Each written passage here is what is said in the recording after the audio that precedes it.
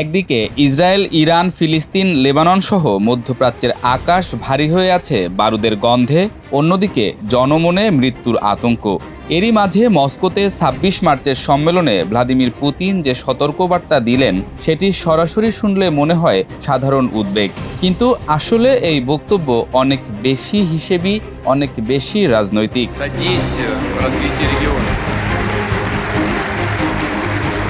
Putin বললেন, মধ্যপ্রাচ্যের যুদ্ধ বিশ্ব অর্থনীতিকে করোনা মহামারীর মতো ধাক্কা দিতে পারে। এ বিষয়ে বিশ্লেষকগণ বলছেন এই তুলনাটা খুবই গুরুত্বপূর্ণ, কারণ তিনি শুধু ক্ষতি বোঝাতে চাননি, তিনি বোঝাতে চেয়েছেন এই সংকট দীর্ঘস্থায়ী হবে এবং এর প্রভাব সাপ্লাই চেইন, জ্বালানি বাজার, এমনকি রাষ্ট্রগুলোর রাজনৈতিক স্থিতিশীলতা পর্যন্ত ছড়িয়ে পড়বে। যুক্তরাষ্ট্র ইসরায়েলের যৌথ অপারেশনে এ পর্যন্ত ইরানের অন্তত ২৬টি প্রদেশে বিমান হামলা চালানো হয়েছে। লক্ষ্য একটাই, ইরানের ক্ষেপণাস্ত্র, ড্রোন ও সামরিক কমান্ড কাঠামো ধ্বংস করা। কিন্তু এই হামলার মধ্যেও একটি জিনিস স্পষ্ট, এটি দ্রুত শেষ করার যুদ্ধ না, বরং ধাপে ধাপে ইরানকে দুর্বল করার একটি দীর্ঘমেয়াদী কৌশল। কিন্তু ইরানও একের পর এক সামনে আনছে বিধ্বংসী সব ক্ষেপণাস্ত্র। ইরান সরাসরি বড় আঘাত না করে হরমুজ প্রণালী নিয়ন্ত্রণ করছে। পুতিন জানেন এই রুট অস্থির হয়ে গেলে যুদ্ধ শুধু সামরিক থাকে না, এটি সরাসরি বিশ্ব অর্থনীতির ওপর আঘাত হয়ে দাঁড়ায়। আর এই যুদ্ধ যত দীর্ঘ হবে, তেলের দাম তত বাড়বে। এই পরিস্থিতিতে ইউরোপের যে সকল দেশ ইতোমধ্যেই রাশিয়ার গ্যাসের ক্রেতা হিসেবে অনেকটাই বিচ্ছিন্ন, তারা আবারও জ্বালানি সংকটে পড়বে।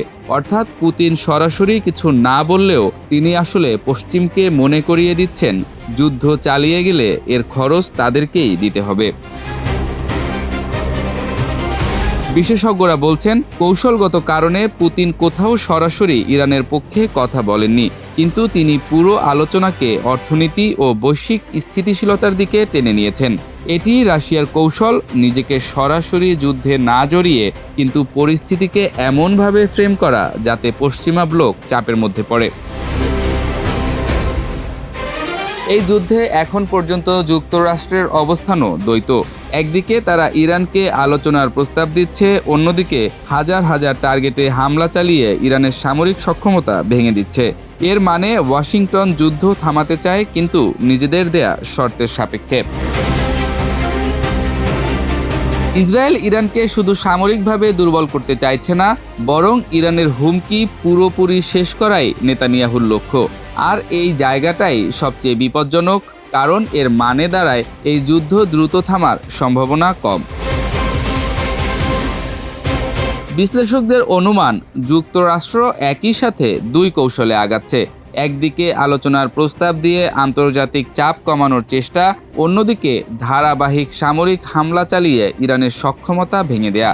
অর্থাৎ ওয়াশিংটন আসলে যুদ্ধ থামাতে চায়, কিন্তু এমন এক অবস্থায় যেখানে ইরান আর পূর্বের মতো শক্তি নিয়ে টেবিলে বসতে না পারে। ইসরায়েলের অবস্থান এখানে আরও সরাসরি এবং অনেক বেশি ঝুঁকিপূর্ণ। তাদের কৌশল ডিটারেন্স না, বরং এলিমিনেশন। ভবিষ্যতের সম্ভাব্য সব হুমকি এখনই শেষ করে দিতে চাইছে ইরান। এই ধরনের লক্ষ্য সাধারণত স্বল্পমেয়াদী যুদ্ধ দিয়ে অর্জন করা যায় না, এটা সময় নেয় এবং সেই সময়টাই পুরো অঞ্চলে অস্থিতিশীলতা বাড়িয়ে দেয়। পুতিনের বক্তব্যকে ঘিরে বিশ্লেষকরা বলছেন, এই যুদ্ধ এখন শুধু ইরান বনাম যুক্তরাষ্ট্র, ইসরায়েল না, এটি ধীরে ধীরে এমন এক সংঘাতে রূপ নিচ্ছে যেখানে জ্বালানি, অর্থনীতি আর ভূ রাজনীতি একসাথে জড়িয়ে গেছে। প্রেসিডেন্ট পুতিনের কথার আসল অর্থটা এখানেই, যুদ্ধ যত দীর্ঘ হবে এটি তত বেশি নিয়ন্ত্রণের বাইরে চলে যাবে। তখন আর কেউ জিততে পারবে না, কিন্তু সবাই ক্ষতিগ্রস্ত হবে।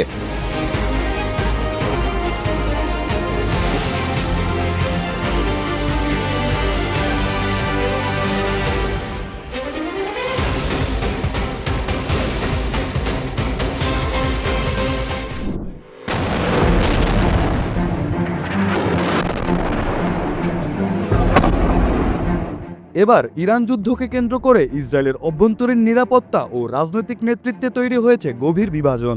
দেশটির প্রধানমন্ত্রী বেনিয়ামিন নেতানিয়াহু এবং গোয়েন্দা সংস্থা মোসাদের পরিচালক ডেভিড বার্নিয়ার মধ্যে বিরোধ দিন দিন তীব্র আকার ধারণ করছে বলে একাধিক হিব্রু গণমাধ্যমের সূত্রগুলো জানিয়েছে। সংবাদ মাধ্যম তাসনিমের তথ্য অনুযায়ী গত এক সপ্তাহ ধরে ডেভিড বার্নিয়া প্রধানমন্ত্রীর সঙ্গে কোনো যৌথ বৈঠকে অংশ নিচ্ছেন না। এই অনুপস্থিতি কেবল নির্দেশনা অমান্য নয়, বরং দুপক্ষের মধ্যে আস্থার গভীর সংকটের ইঙ্গিত দিচ্ছে। সাধারণত যুদ্ধ বা উচ্চমাত্রার নিরাপত্তা উত্তেজনার সময় রাজনৈতিক নেতৃত্ব ও গোয়েন্দা সংস্থার মধ্যে ঘনিষ্ঠ সমন্বয় অপরিহার্য হলেও ইসরায়েলে তার বিপরীত চিত্র দেখা যাচ্ছে। এই দ্বন্দ্বের সূচনা হয় মূলত ইরানের সামরিক সক্ষমতা এবং দেশটির রাজনৈতিক ও সামাজিক পরিস্থিতি নিয়ে। প্রধানমন্ত্রী নেতানিয়াহু অভিযোগ করেন যে মোসাদ ইচ্ছাকৃতভাবে বা ভুল তথ্যের মাধ্যমে ইসরায়েলি নেতৃত্বকে বিভ্রান্ত করেছে। তার মতে ইরানকে দুর্বল হিসেবে উপস্থাপন করে এমন একটি যুদ্ধের দিকে ঠেলে দেওয়া হয়েছে যার ফলাফল অনিশ্চিত এবং যা ইসরায়েলের জন্য সম্ভাব্য অস্তিত্ব সংকট ডেকে আনতে পারে। অন্যদিকে মোসাদ এই অভিযোগকে সম্পূর্ণরূপে প্রত্যাখ্যান করেছে। সংস্থাটির দাবি তারা সর্বদা সঠিক ও যাচাইকৃত গোয়েন্দা তথ্যই সরবরাহ করেছে। তাদের মতে সমস্যার মূল কারণ গোয়েন্দা তথ্য নয়, বরং প্রধানমন্ত্রীর ব্যক্তিগত রাজনৈতিক অবস্থান ও ঝুঁকিপূর্ণ সিদ্ধান্ত গ্রহণের প্রবণতা। মোসাদের অভ্যন্তরীণ সূত্রগুলো মনে করে নেতানিয়াহু নিজের কৌশলগত উচ্চাকাঙ্ক্ষার কারণে এমন একটি সংঘাতে জড়িয়েছেন যার দায়ভার শেষ পর্যন্ত তার নিজের উপরেই বর্তাবে। ইসরায়েলের সংবেদনশীল সামরিক ও নিরাপত্তা স্থাপনাগুলোতে ইরানি গুপ্তচরের অনুপ্রবেশ এবং গুরুত্বপূর্ণ তথ্য ফাঁসের ঘটনাকে কেন্দ্র করে পরিস্থিতি আরও জটিল হয়ে উঠছে। প্রধানমন্ত্রীর কার্যালয় এবং মোসাদ উভয়ই এই ব্যর্থতার জন্য একে অপরকে দোষারোপ করছে। এতে বোঝা যায় যে শুধু কৌশলগত মতবিরোধ নয়, বরং নিরাপত্তা ব্যবস্থার মৌলিক কাঠামোতেও ফাটল ধরেছে। এই প্রেক্ষাপটে 2025 সালের সেপ্টেম্বরে দোহায় ইসরায়েলি হামলার ঘটনাও আবার সামনে এসেছে। ওই অভিযানের ঠিক আগে হামলার গোপন তথ্য ফাঁস হয়ে যায়, যার ফলে অভিযানের সাফল্য মারাত্মকভাবে ব্যাহত হয়। সে সময়ও প্রধানমন্ত্রীর কার্যালয় এবং মোসাদ একে অপরকে দোষারোপ করেছিল। বর্তমান সংকট সেই পুরনো অবিশ্বাসকে আরও উস্কে দিয়েছে এবং প্রমাণ করেছে যে সমস্যাটি দীর্ঘদিন ধরে জমে উঠছিল। মোসাদ আরও দাবি করেছে যে ইরানের সঙ্গে যুদ্ধ শুরুর আগে ডেভিড বার্নিয়া প্রধানমন্ত্রীকে স্পষ্টভাবেই সতর্ক করেছিল। তিনি নেতানিয়াহুকে সতর্ক করেছিলেন যে যুদ্ধ শুরু হলে দক্ষিণ পারস্য উপসাগর অঞ্চলে মোসাদের গোপন নেটওয়ার্কগুলো ইরানের হামলার ঝুঁকিতে পড়বে।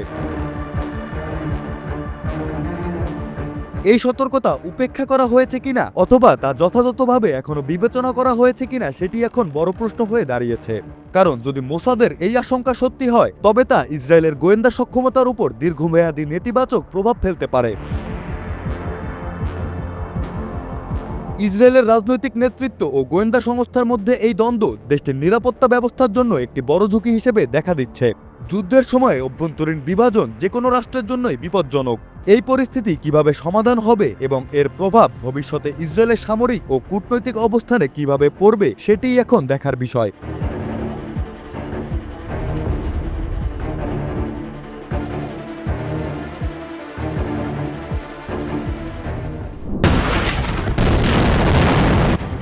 মধ্যপ্রাচ্যের চলমান যুদ্ধে অনেক বিশ্লেষক সরাসরি ইরানের কৌশলগত সাফল্যের প্রশংসা করছেন। সাম্প্রতিক এক সাক্ষাৎকারে মার্কিন প্রেসিডেন্ট ডোনাল্ড ট্রাম্প নিজেই এক সপ্তাহের মধ্যে সংঘাত শেষ করার ইঙ্গিত দেন। বিশ্লেষকরা ভাবছেন এটা কি সত্যিই শান্তির উদ্বেগ নাকি চাপের মুখে পিছিয়ে যাওয়ার সূচনা। যুদ্ধক্ষেত্রে কখনো কখনো প্রতিপক্ষকে দ্রুত যুদ্ধ শেষ করতে বাধ্য করাটাই সবচেয়ে বড় বিজয়। বর্তমান পরিস্থিতিতে ঠিক এই জায়গাটাতেই ইরান নিজেদের শক্ত অবস্থান তৈরি করেছে বলে মনে করছেন অনেক ভূরাজনৈতিক বিশ্লেষক। দ্য ওয়াল স্ট্রিট জার্নালের প্রতিবেদনে উঠে এসেছে ট্রাম্প ব্যক্তিগতভাবে তার সহযোগীদের জানিয়েছেন যে তিনি দীর্ঘমেয়াদী সংঘাতে জড়াতে চান না। বাইরে থেকে এটিকে কৌশলগত সিদ্ধান্ত বলা হলেও ভেতরের বার্তাটা অনেকটাই পরিষ্কার। যুক্তরাষ্ট্র বুঝে গেছে এই যুদ্ধ টেনে নেওয়া তাদের জন্য ব্যয়বহুল এবং অনিশ্চিত। বিশ্লেষকদের মতে ইরান শুরু থেকেই সরাসরি সংঘর্ষে না গিয়ে ক্যালকুলেটেড রেসপন্স বা হিসেবি পাল্টা আঘাতের কৌশল নিয়েছে। যেভাবে আঞ্চলিক মার্কিন ঘাঁটি এবং ইসরায়েলি স্থাপনাগুলোকে টার্গেট করেছে তা যুক্তরাষ্ট্রকে একটি স্পষ্ট বার্তা দিয়েছে এই লড়াই একপাক্ষিক হবে না। ইরান ভিত্তিক নিরাপত্তা বিশ্লেষকরা বলছেন, যদি কোনো সুপার পাওয়ার যুদ্ধ শুরুর কিছুদিনের মধ্যেই এক্সিট টাইমলাইন সেট করতে শুরু করে, তাহলে বুঝতে হবে প্রতিপক্ষ তার প্রত্যাশার চেয়ে অনেক বেশি শক্ত প্রতিরোধ গড়ে তুলেছে। তাদের মতে ইরান সরাসরি সামরিক শক্তিতে নয়, বরং কস্ট ইম্পোজিশন কৌশলের মাধ্যমে যুক্তরাষ্ট্রকে চাপে ফেলছে। আন্তর্জাতিক গণমাধ্যমগুলো বিষয়টি ভিন্ন দৃষ্টিতে দেখতে শুরু করেছে। বিবিসি নিউজ এক বিশ্লেষণে উল্লেখ করেছে, যুক্তরাষ্ট্রের দ্রুত যুদ্ধ শেষ করার আগ্রহ আঞ্চলিক শক্তির ভারসাম্য পরিবর্তনের ইঙ্গিত বহন করে। একইভাবে আল জাজিরা বলেছে, ইরানের পাল্টা হামলাগুলো শুধু সামরিক প্রতিক্রিয়া নয়, বরং একটি শক্তিশালী রাজনৈতিক বার্তা। এই পরিস্থিতিতে ট্রাম্পের এক সপ্তাহ যুদ্ধ শেষ করার নির্দেশ অনেকের কাছে সরাসরি এক ধরনের বার্তা যে এই যুদ্ধ আর ট্রাম্পের নিয়ন্ত্রণে নেই।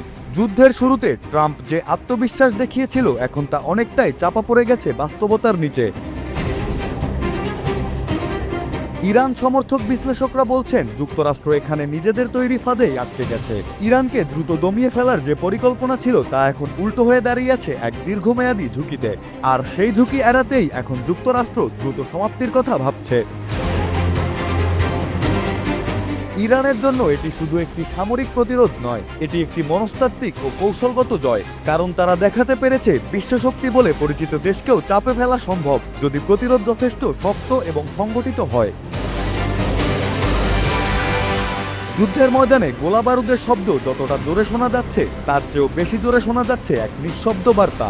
ইরান পরিণত হয়েছে শক্তির এমন এক নির্মম প্রদর্শনীতে, যা স্পষ্ট করে দিচ্ছে, ইরানের বিরুদ্ধে দাঁড়ানো মানে নিজেদের অস্তিত্বকেই ঝুঁকির মুখে ঠেলে দেওয়া।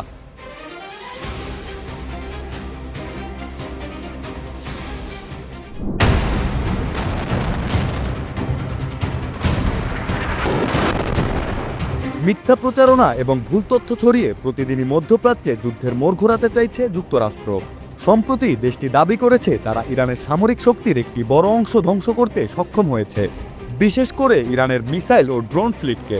তবে সেই দাবি উড়িয়ে দিয়ে এবার বার্তা সংস্থা রয়টার্সের কাছে মুখ খুললেন যুক্তরাষ্ট্রের 5 গোয়েন্দা। ওই 5 গোয়েন্দা রয়টার্সকে জানায়, ইরানের মিসাইল ভান্ডারের 3 ভাগের 1 ভাগ ধ্বংস হয়েছে, তবে বাকি 2 ভাগ মিসাইলের অবস্থান এখনো সম্পূর্ণ অজানা। এগুলো ভূগর্ভস্থ সুড়ঙ্গ ও বাংকারের নিচে নিরাপদে সঞ্চিত আছে। মার্কিন হামলার পরও ইরানের সামরিক সক্ষমতা মারাত্মকভাবে ক্ষতিগ্রস্ত হয়নি। ড্রোনের ক্ষেত্রেও একই বাস্তবতা। মার্কিন গোয়েন্দাদের মতে ইরানের ড্রোনের 3 ভাগ ধ্বংস হয়েছে, কিন্তু বাকি 2 ভাগ পুরোপুরি নিরাপদেই রয়েছে। ইরান এই ড্রোনগুলোকে সূক্ষ্মভাবে সংরক্ষণ করেছে, যা প্রমাণ করে যে তারা শুধু মাটির নিচে নয়, প্রযুক্তিগতভাবে অত্যাধুনিক প্রণালী ব্যবহার করছে। যুক্তরাষ্ট্রের প্রেসিডেন্ট ডোনাল্ড ট্রাম্পের বক্তব্যের সঙ্গে গোয়েন্দাদের তথ্যের বিস্তর ফারাক লক্ষ্য করা যাচ্ছে। ট্রাম্প দাবি করেছেন, ইরানের কাছে আর খুব অল্প কিছু মিসাইল রয়ে গেছে, কিন্তু গোয়েন্দারা স্পষ্টভাবে বলেছেন, ইরানের মোট মিসাইলের অন্তত 3 ভাগ এখনো অক্ষত আছে। মার্কিন প্রেসিডেন্টের বক্তব্য কেবল রাজনৈতিক প্রচারণা, বাস্তবতার সঙ্গে কোনো সম্পর্ক নেই। রয়টার্সের প্রতিবেদনে আরও বলা হয়েছে, যুক্তরাষ্ট্র ইরানের মিসাইল ভান্ডার লক্ষ্য করে ব্যাপক হামলা চালিয়েছে। তারপরও ইরান সামরিক কার্যক্রম চালিয়ে যাচ্ছে। শুধুমাত্র একদিনে আমিরাতে 15টি ব্যালিস্টিক মিসাইল এবং 11টি ড্রোন ছুড়েছে ইরান। গোয়েন্দা তথ্য মতে ইরান শুধু আত্মরক্ষাই করছে না, বরং তাদের আক্রমণাত্মক সক্ষমতাও এখনও কার্যকর।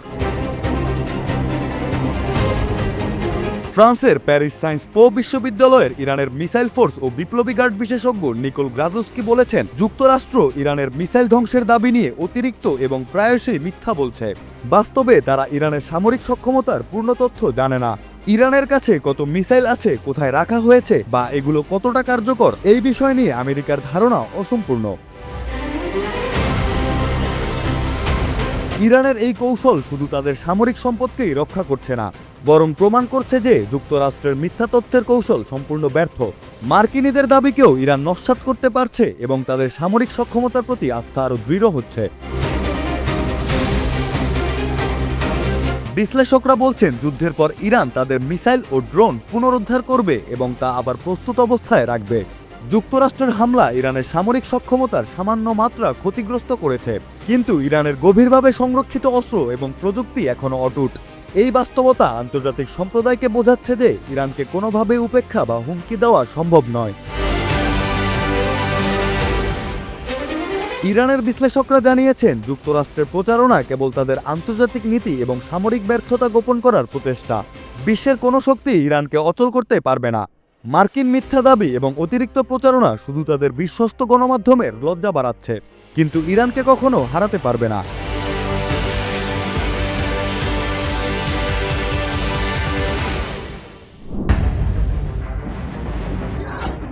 মধ্যপ্রাচ্যের যুদ্ধ এখন এমন এক পর্যায়ে পৌঁছেছে যেখানে কূটনীতি কার্যত স্থবির আর সামরিক উত্তেজনা দ্রুত বাড়ছে। যুক্তরাষ্ট্র একদিকে শান্তিপূর্ণ সমাধানের কথা বললেও প্রেসিডেন্ট ডোনাল্ড ট্রাম্প সরাসরি হুঁশিয়ারি দিয়েছেন, প্রয়োজনে ইরানকে আগের যে কোনো সময়ের চেয়ে কঠোরভাবে আঘাত করা হবে। ট্রাম্পের এই বার্তাকে স্পষ্টভাবে প্রত্যাখ্যান করেছে তেহরান। ইরানের পররাষ্ট্রমন্ত্রী আব্বাস আরাকচি জানিয়েছেন, বিভিন্ন মধ্যস্থতাকারীর মাধ্যমে যুক্তরাষ্ট্র যে বার্তা পাঠাচ্ছে তা কোনো প্রকৃত আলোচনা নয়, বরং 15 দফা মার্কিন প্রস্তাবকে তারা অত্যন্ত উচ্চবিলাসী ও অযৌক্তিক হিসেবে দেখছে। ফলে কূটনৈতিক পথ কার্যত বন্ধ। এই অবস্থানের পেছনে একটি সুস্পষ্ট কৌশল রয়েছে। ইরান সরাসরি সামরিক সংঘাতে জোটবদ্ধ পশ্চিমা শক্তির সঙ্গে পাল্লা না দিতে গিয়ে সংঘাতকে দীর্ঘায়িত করার দিকে ঠেলে দিচ্ছে, যেখানে সময়, অর্থনৈতিক চাপ এবং আঞ্চলিক অস্থিতিশীলতা বড় ভূমিকা রাখবে। মাঠের বাস্তবতাও সেই ইঙ্গিতই দিচ্ছে। ইরানে যুক্তরাষ্ট্র ও ইসরায়েলের হামলা অব্যাহত রয়েছে, আর তার জবাবে ইসরায়েলের বিভিন্ন শহরে ক্ষেপণাস্ত্র হামলা চালাচ্ছে ইরান। ফলে দেশ জুড়ে সতর্কতা জারি হচ্ছে এবং সাধারণ মানুষ আশ্রয় কেন্দ্রে যেতে বাধ্য হচ্ছে। একই সময়ে ইসরায়েল দক্ষিণ লেবাননে অভিযান জোরদার করে বৈরুত পর্যন্ত হামলা বিস্তৃত করেছে, যা সংঘাতকে স্পষ্টভাবে আঞ্চলিক যুদ্ধে রূপ দিচ্ছে। ইরানের পার্লামেন্ট স্পিকার মোহাম্মদ বাগের গালিবাফ জানিয়েছেন, তারা যুক্তরাষ্ট্রের সামরিক উপস্থিতি ও সেনা মোতায়েন ঘনিষ্ঠভাবে পর্যবেক্ষণ করছে। তিনি ট্রাম্পকে সতর্ক করে বলেছেন, ইসরায়েলের নীতির কারণে যুক্তরাষ্ট্র যেন নিজেদের সেনাদের ঝুঁকিতে না ফেলে। এই সংঘাতের সবচেয়ে গুরুত্বপূর্ণ মাত্রা এখন জ্বালানি নিরাপত্তা। হরমুজ প্রণালীতে ভয়াবহ চাপ সৃষ্টি করেছে ইরান, যা বৈশ্বিক জ্বালানি সরবরাহ ও বাজার স্থিতিশীলতার জন্য বড় হুমকি হয়ে উঠছে। ফলে সংঘাতটি এখন আর কেবল একটি সামরিক মুখোমুখি অবস্থান নয়, এটি একটি বহুমাত্রিক ভূরাজনৈতিক ও অর্থনৈতিক সংকটে রূপ নিয়েছে। জ্বালানি সরবরাহে অনিশ্চয়তা, তেলের দামের ঊর্ধ্বগতি এবং বৈশ্বিক সরবরাহ চেইনে চাপের প্রভাব ইতোমধ্যেই আন্তর্জাতিক অর্থনীতিতে প্রতিফলিত হচ্ছে। বর্তমান পরিস্থিতিতে কোনো পক্ষই আপাতত পিছু হটার ইঙ্গিত দিচ্ছে না। যুক্তরাষ্ট্র সামরিক ও কূটনৈতিক উভয় ক্ষেত্রে চাপ ধরে রাখছে। ইরান প্রতিরোধমূলক অবস্থান বজায় রেখেছে এবং ইসরায়েল আঞ্চলিক পর্যায়ে সামরিক অভিযান বিস্তৃত করছে। এই প্রেক্ষাপটে মূল প্রশ্ন, সংঘাতটি কি নিয়ন্ত্রিত পর্যায়ে সীমাবদ্ধ থাকবে, নাকি তা আরও বিস্তৃত ও দীর্ঘমেয়াদী আঞ্চলিক সংকটে রূপ নেবে?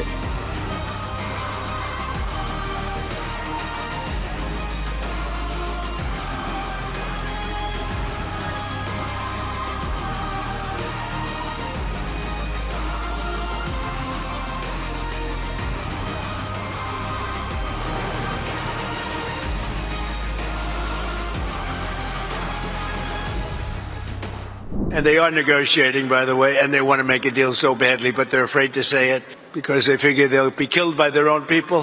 They're also afraid they'll be killed by us. আন্তর্জাতিক আইনকে বুড়ো আঙুল দেখিয়ে ইরানের তেল দখলের হুঁশিয়ারি দিলেন মার্কিন প্রেসিডেন্ট ডোনাল্ড ট্রাম্প।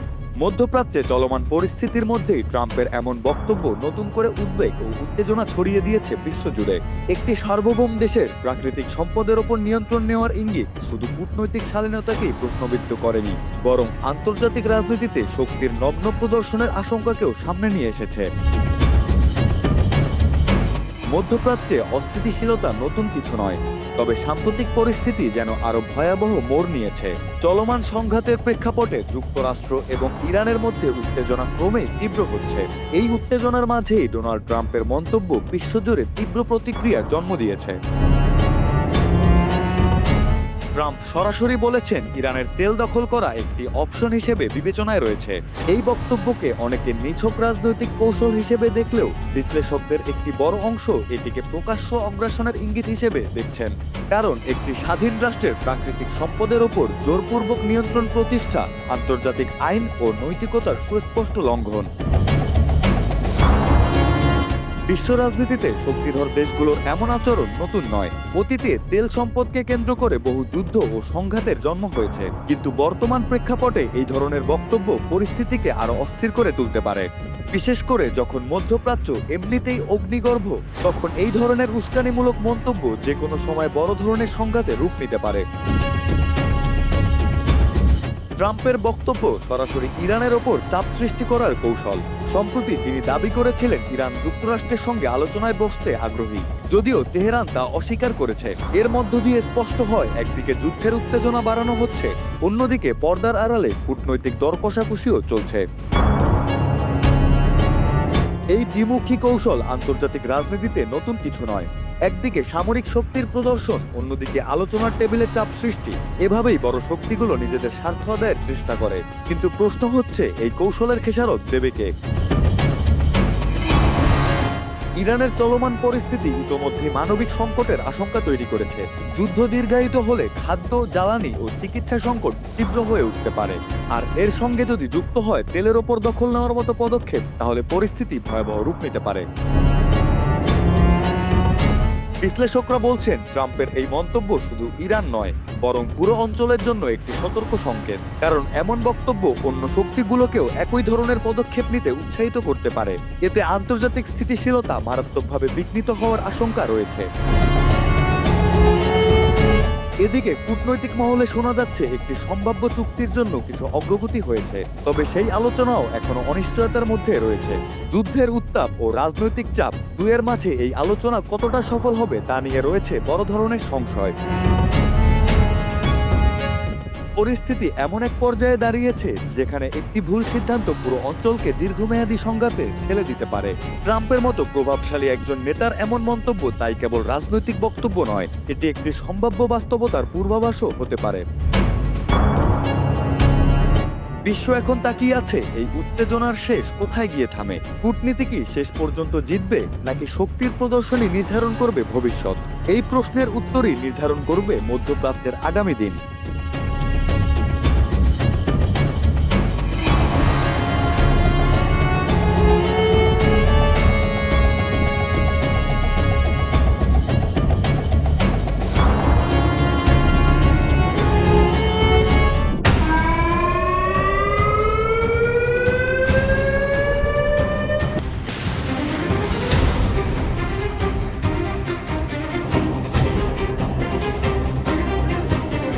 মধ্যপ্রাচ্যের যুদ্ধের সমীকরণই বদলে গেছে। আকাশে দাপট দেখানো ইরান আর শুধু আকাশেই নয়, মাটিতে দাঁড়িয়েও হুঙ্কার দিচ্ছেন মার্কিন আধিপত্যের বিরুদ্ধে। বিমান ঘাঁটি ধ্বংস হয়েছে, রানওয়ে ভেঙে পড়েছে, কিন্তু থামেনি তেহরান, হয়ে উঠেছে আরো আক্রমণাত্মক। অপারেশন এপিক ফিউরির হামলায় ধ্বংসস্তূপে পরিণত হয়েছে তেহরানের মেহেরাবাদ বিমানবন্দর। একের পর এক বিস্ফোরণে গুড়িয়ে গেছে হ্যাঙ্গার, পুড়ে ছাই হয়েছে পুরনো যুদ্ধ বিমান। 5 দশকের গর্ব F4 ফ্যান্টম আজ ইতিহাস। কিন্তু এই ধ্বংসই যেন দিচ্ছে এক নতুন বার্তা, ইরানকে দমানো সহজ নয়। এই হামলার সবচেয়ে নাটকীয় অধ্যায় ইরানের সর্বোচ্চ নেতা আলী খামেনির ব্যবহৃত বিশেষ বিমান ধ্বংসের দাবি। ইসরায়েলি বাহিনীর দাবি অনুযায়ী রানওয়েতে দাঁড়িয়ে থাকা সেই বিমান মুহূর্তেই আগুনে পুড়ে যায়। এই বিমানই ছিল যোগাযোগের কেন্দ্রবিন্দু, এমন দাবিও করে তেল আবিব। ইসরায়েলের পরিকল্পনা ছিল স্পষ্ট, ইরানের আকাশপথ বন্ধ করে দেওয়া, যোগাযোগ বিচ্ছিন্ন করা এবং সামরিক সমন্বয় ভেঙে ফেলা। কিন্তু এই হিসাব পুরোপুরি মেলেনি, কারণ ইরান বহু আগেই বুঝে গেছে আকাশে নির্ভরতা কমিয়ে মাটিতে শক্তি করতে হবে। 1979 সালের বিপ্লবের পর থেকেই নিষেধাজ্ঞার চাপে ধীরে ধীরে দুর্বল হয়ে পড়ে ইরানের বিমান বাহিনী। যন্ত্রাংশের অভাব, প্রযুক্তিগত সীমাবদ্ধতায় আকাশের শক্তি ক্ষয়ে যায় তেহরানের। কিন্তু ঠিক সেই সময় ইরান নেয় ভিন্ন পথ, বিশাল বিনিয়োগ করার সিদ্ধান্ত নেয় নিজস্ব ক্ষেপণাস্ত্র কর্মসূচিতে।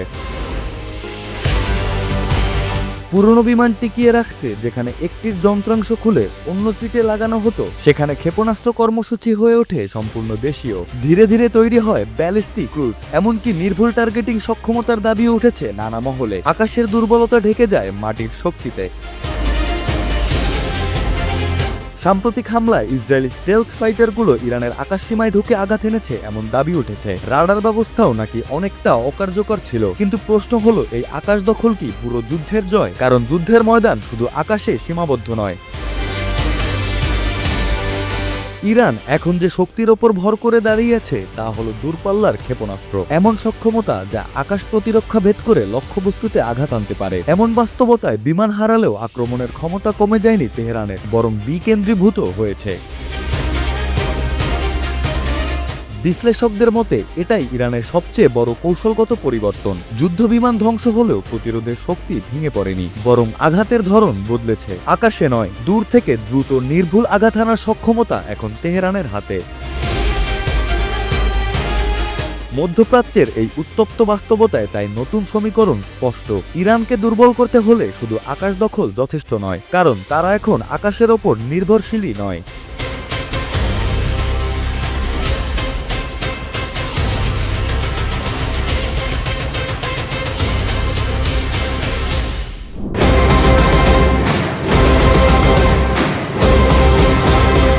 মধ্যপ্রাচ্যে ফুরাচ্ছে যুক্তরাষ্ট্রের অস্ত্রের মজুত। উপযুক্ত সময়ের প্রতীক্ষায় ইরান। বিশ্ব রাজনীতিতে চলতে থাকা নতুন এই রহস্য রাজনীতির লাগাম যার হাতে, তিনি এখনও আলোচনার বাইরে, এমন মন্তব্য করছেন সমালোচকদের অনেকেই। তবে এই মুহূর্তে বিশ্ব রাজনীতির হাওয়া কোন দিকে প্রবাহিত হচ্ছে তার দিক নির্ণয়ে বিশ্লেষকদের বেশ বেগ পেতে হচ্ছে। তারা বলছেন রাজনীতি চলছে এক বক্ররেখায়, যে জিতবে তার হাতে চলে যাবে জ্বালানি তেলের বাজারের 20% নিয়ন্ত্রণ। চলমান পরিস্থিতিতে মধ্যপ্রাচ্যে ফুরিয়ে আসছে যুক্তরাষ্ট্রের অস্ত্রের মজুত, আর ঠিক সেই সময় ধৈর্য ধরে অপেক্ষা করছে ইরান। যুদ্ধের দৃশ্যমান ফ্রন্টে যতটা গোলাগুলি চলছে তার চেয়েও বেশি হিসাব চলছে অদৃশ্য স্তরে সময়, সম্পদ আর ক্লান্তির। সাম্প্রতিক হামলাগুলোতে যুক্তরাষ্ট্র বিপুল পরিমাণ precision guided munition, air defence interceptor এবং ড্রোন ব্যবহার করেছে।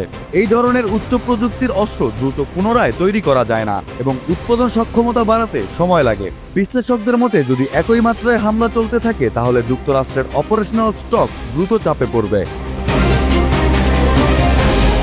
এই সময়টাই ইরানের জন্য কৌশলগত বড় সুযোগ। ইরান জানে তারা সরাসরি শক্তিতে যুক্তরাষ্ট্রকে হারাতে পারবে না, কিন্তু যদি যুদ্ধ দীর্ঘায়িত হয় তাহলে যুক্তরাষ্ট্রের খরচ বাড়বে, অস্ত্রের মজুত কমবে আর রাজনৈতিক চাপ বাড়বে। অর্থাৎ যুদ্ধ যতই লম্বা হবে ততই সময় ইরানের পক্ষে কাজ করবে। এই কৌশলের অংশ হিসেবে ইরান সরাসরি সর্বাত্মক আক্রমণে যাচ্ছে না, বরং তারা ধীরে ধীরে চাপ তৈরি করছে। ক্ষেপণাস্ত্র হামলা, আঞ্চলিক প্রক্সি এবং সবচেয়ে গুরুত্বপূর্ণ হরমুজ প্রণালীর উপর নিয়ন্ত্রণ বহাল রাখছে। যুদ্ধ দীর্ঘায়িত হলে যুক্তরাষ্ট্রকে বিপুল অর্থ ব্যয় করতে হবে সামরিক, লজিস্টিক এবং মিত্রদের সহায়তায়। অন্যদিকে চীন এই সংকটকে দেখছে ভিন্নভাবে। তারা মধ্যপ্রাচ্যের তেল সরবরাহের বিকল্প পথ খুঁজছে, দীর্ঘমেয়াদী জ্বালানি চুক্তি করছে এবং ডলারের বিকল্প লেনদেন ব্যবস্থার দিকে এগোচ্ছে। রাশিয়াও এই পরিস্থিতিতে পরোক্ষভাবে লাভবান হতে পারে। জ্বালানির দাম বাড়লে রাশিয়ার আয় বাড়ে আর পশ্চিমা দেশগুলোর ওপর অর্থনৈতিক চাপ বাড়ে। ফলে ইউক্রেন যুদ্ধ সহ অন্যান্য ফ্রন্টে যুক্তরাষ্ট্রের মনোযোগ ও সক্ষমতা বিভক্ত হয়ে পড়ে। বিশ্লেষকদের মতে যদি এই যুদ্ধ দীর্ঘায়িত হয় তাহলে এটি শুধু একটি আঞ্চলিক সংঘাত থাকবে না, এটি হয়ে উঠবে একটি গ্লোবাল পাওয়ার শিফটের ট্রিগার। সবচেয়ে গুরুত্বপূর্ণ বিষয় হলো এই সংঘাত এখন শুধু যুদ্ধক্ষেত্রে সীমাবদ্ধ নয়, এটি এমন একটি কৌশলগত প্রতিযোগিতায় রূপ নিয়েছে যেখানে শক্তি প্রদর্শনের চেয়েও গুরুত্বপূর্ণ হয়ে উঠেছে কে কতদিন টিকে থাকতে পারে। ইরান সময়কে অস্ত্র হিসেবে ব্যবহার করছে আর যুক্তরাষ্ট্র চেষ্টা করছে দ্রুত ফল দেখাতে। এই দ্বন্দ্বই যুদ্ধের গতিপথ নির্ধারণ করছে। এই প্রেক্ষাপটে ফলাফল নির্ভর করবে শুধু কে বেশি আঘাত করলো তার উপরে না, বরং কে বেশি সময় ধরে চাপ ধরে রাখতে পারলো তার ওপর। কারণ এই যুদ্ধের শেষ নির্ধারণ করবে শুধু সামরিক শক্তি নয়, জ্বালানি, অর্থনীতি এবং বৈশ্বিক প্রভাবের ভারসাম্য।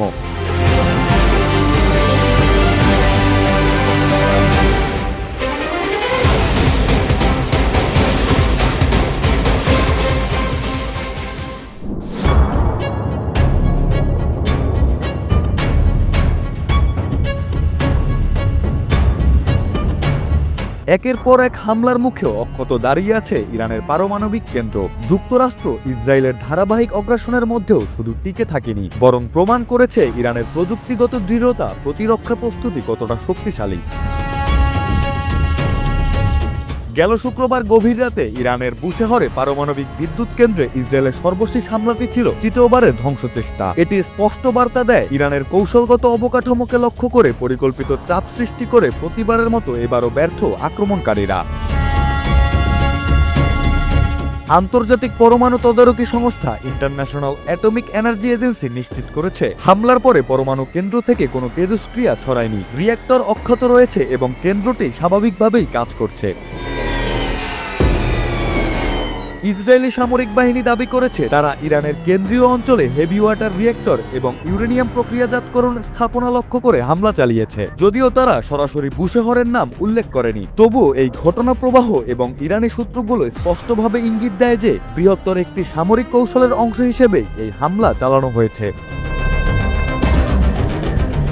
ইরানের রাষ্ট্রীয় বার্তা সংস্থা ফার্স জানিয়েছে, স্থানীয় সময় রাত 11:40 একটি প্রজেক্টাইল কেন্দ্রটির প্রাঙ্গণে আঘাত হানে। তবুও বিস্ফোরকভাবে কোনো প্রাণহানি বা বড় ধরনের কোনো ক্ষয়ক্ষতি হয়নি। এটি কাকতালীয় নয়, বরং সুসংগঠিত প্রতিরক্ষা ব্যবস্থার ফলাফল। ইরান বহু বছর ধরেই তাদের পারমাণবিক স্থাপনাগুলোকে বহুমাত্রিক সুরক্ষা ব্যবস্থার আওতায় এনেছে, যা আজ বাস্তব পরীক্ষায় উত্তীর্ণ হচ্ছে।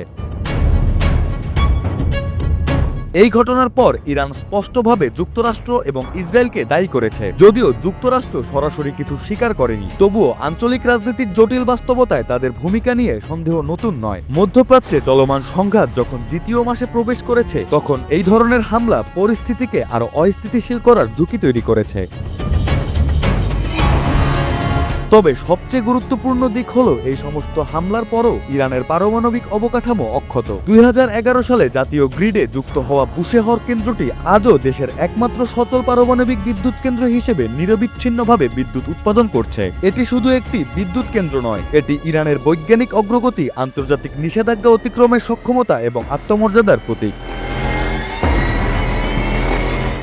IAEA এর প্রধান রাফায়েল গ্রোসি সর্বোচ্চ সামরিক সংযম প্রদর্শনের আহ্বান জানিয়েছেন। কিন্তু প্রশ্ন হলো, এই সংযমের আহ্বান কার জন্য? যারা বারবার হামলা চালাচ্ছে, নাকি যারা নিজেদের সুরক্ষায় দৃঢ় অবস্থানে রয়েছে? বাস্তবতা বলছে ইরান এখন প্রতিরক্ষামূলক অবস্থানে থেকেও কৌশলগতভাবে শক্তিশালী।